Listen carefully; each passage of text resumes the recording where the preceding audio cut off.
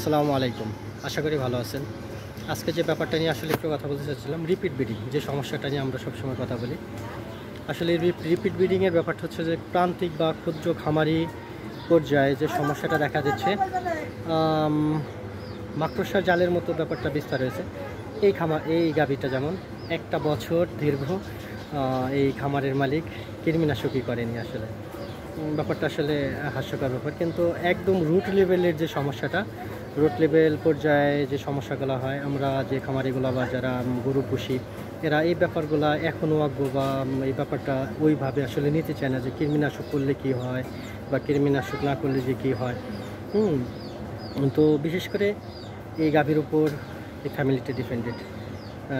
বাছুরের বয়স দেখেন, বাছুরটা মাশাআল্লাহ অনেক সুন্দর বাচ্চা হয়েছে, কিন্তু বাছুরের বয়সের সাথে গাভী যে আবার প্রেগনেন্ট হবে, সেই প্রেগনেন্ট হওয়ার যে একটা টাইম বা রুট লেভেল, এই ব্যাপারটা আসলে এনাদের বোধগম্য ছিল না বা হয়নি। ওরা হয়তো বা ভাবছে যে কৃমিনাশক না করলে কী হবে। তো যে সমস্যাটা হয়ে দাঁড়ায় সেখানে দীর্ঘ 1 বছর কৃমিনাশক না করার কারণে এর পেটে প্রচুর পরিমাণ বড়ি পরজীবী বা কলিজা কৃমি, ফিতা কৃমি, আদার যতগুলো কৃমি আছে সমস্ত কৃমিগুলা লোড অনেক বেড়ে গেছে। বেড়ে যাওয়ার কারণে ইনসেমিনেশন করা হচ্ছে, কিন্তু সেমেন্সটা সে কনসেপ্ট করতেছে না। কনসেপ্ট না করার কারণে কী হচ্ছে, সে এই খামারিটা আর্থিকভাবে ক্ষতিগ্রস্ত হচ্ছে। তার দুধের প্রোডাকশনটা কমে যাচ্ছে, নষ্ট হয়েছে, দুধ উঠানামা করতেছে। মোট কথা এই গাভীর উপর এই খামারিটা যে ডিপেন্ডেন্ট করা ফ্যামিলিটা নির্ভর করে, সে কী হচ্ছে তার ফ্যামিলিটা বা সংসার পরিচালনা করার ক্ষেত্রে অনেকটাই বিপর্যয়ের মুখোমুখি হচ্ছে।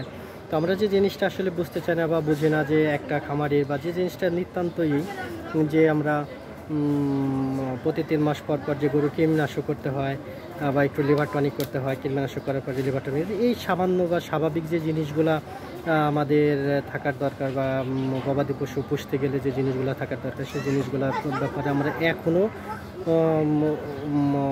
অসচেতন। তো জিনিসগুলো আমাদের যে জিনিসগুলো আসলে যে ব্যাপারটা নিয়ে কথা বলতে চাচ্ছিলাম, রিপিট ব্রিডিংয়ের হাত থেকে বাঁচতে হলে আসলে আমাদের যে কাজগুলো বা যে জিনিসগুলো অতি প্রথম করার দরকার বা যে জিনিসগুলো না করলে না, সেই জিনিসগুলোর ভিতর ধরেন একটা সেই জিনিসগুলোর ভিতরে 1 নম্বরটা হচ্ছে কৃমিনাশক। সঠিক সময় যদি কৃমিনাশক না করা যায়, আপনার গাভী যত ভালো ইনসেমিনেশন করেন না কেন, যত সঠিক সময় করেন না কেন, সেই গাভীটা রিপিট ব্রিডিংয়ে হওয়ার সম্ভাবনা খুব বেশি ঝুঁকিতে থাকে। তার কারণ কৃমি এমন একটা জিনিস, আমরা যেটা বলি কৃমি কার, গরু কৃমির না গরুর মালিকের। আমরা দেখা যায় সারা বছর ধরে গরু পুষতেছি, কিন্তু গরুর কৃমিটা ঠিকঠাক মতো না করার কারণে, কৃমিনাশক না করার কারণে গরুটা দুর্বল হয়ে যাচ্ছে, রোগাক্রান্ত হয়ে যাচ্ছে, তার শরীরে নিউট্রিশন, ভিটামিন, প্রোটিন যা জিনিসগুলো থাকার দরকার সেই জিনিসগুলো থাকতেছে না।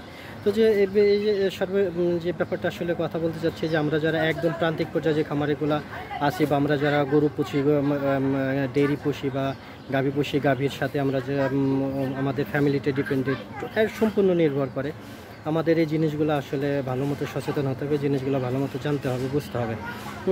তো আমাদের এই সেক্টরে যারা আছে তাদেরও উচিত, এখানেও আমাদের একটা দায়বদ্ধ থেকে যে আমরা হয়তো বা তাদেরকে ভালো মতো বুঝাতে পারি না, জানাইতে পারি না, বা তাদেরকে এই ব্যাপারটা বিশ্বাস করাতে পারি না যে এই জিনিসগুলো না করলে আপনার গরু ভালো থাকবে না, গরু ভালো না থাকলে আপনি ভালো থাকবেন, আপনার ফ্যামিলি ভালো থাকবে না। তো সর্বশেষ এই জিনিসগুলো আমরা যারা এই ডিপার্টমেন্ট বা ঊর্ধ্বতন কর্মকর্তা যারা আছে এই সেক্টরে, তাদেরকে জিনিসগুলো নজর দেওয়া উচিত, এটা আমি মনে করি। তো সর্বশেষ যে জিনিসটা বলতে চাচ্ছি, 68,000 গ্রাম বাংলার অবহেলিত কৃষকদেরকে ভালোবাসুন, পাশে রাখুন, আল্লাহ হাফেজ।